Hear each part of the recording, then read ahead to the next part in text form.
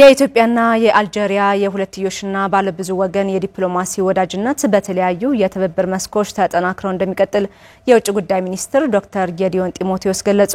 የኢትዮጵያና የአልጄሪያ በሁለትዮሽና በባለብዙ ወገን ዲፕሎማሲ የአፍሪካን የፖለቲካ አንድነትና የኢኮኖሚ ውህደት ለማሳካት በኃላፊነት እንደሚሰሩም ታውቋል። ተጨማሪውን ከዘመኑ ይርጋ እንከታተላለን።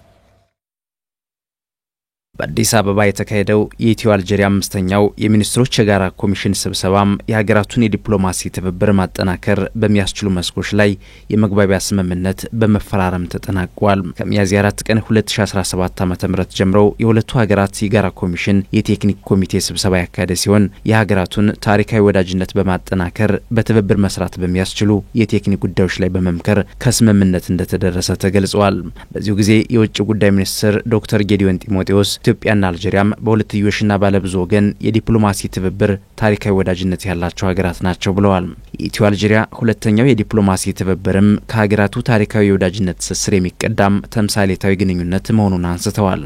The political partnership between our two countries both at the bilateral and multilateral level በሁለቱ ሀገሮቻችን መካከል በሁለትዮሽና በባለብዙ ወገን ዲፕሎማሲ ያለ የፖለቲካ አጋርነት በአርአያነት የሚጠቀስ ነው። የአስደናቂ ትብብር ከጋራ የትብብር ታሪካችን የሚቀዳውን በሁለቱ መሪዎቻችን ቀጥሏል። ይህም በጠቅላይ ሚኒስትር አብይ አህመድና በፕሬዝዳንት አብዱል መጂድ ታቦን ባለው ታሪካዊና ጠንካራ ትስስር ቀጥሏል። በመሰረታዊ የትብብር ስርዓቶች ያለን የወንድማማችነት ግንኙነትና በአፍሪካ መሪዎች መካከል ያለው የትብብር ግንኙነት የትስስራችን መሰረቶች ናቸው። and assets to further deepen our relations.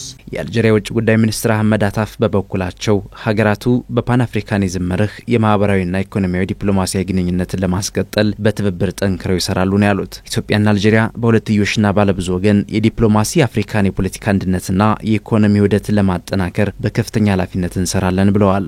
Our legacy in terms of bilateral and multilateral cooperations የቀደመው የሁለትዮሽና ባለብዙ ወገን ትብብራችን ራሱ ይናገራል። በአንድነት የፓን አፍሪካኒዝም እሴት መርህና ሐሳቦችን በመላበስ ግንኙነታችን ያለማቋረጥ ቀጥሏል። የሁለትዮሽ ግንኙነታችንንና የጋራ ግቦቻችንን በጋራ ለማሳደግ ትልቅ ኃላፊነት ወስደን የአፍሪካን የፖለቲካ አንድነትና ኢኮኖሚያዊ ውህደት በመደገፍ አስደናቂ ሚናዎችን ተወጥተናል። በቀጣይም ይህንኑ ማስቀጠል ይጠበቅብናል።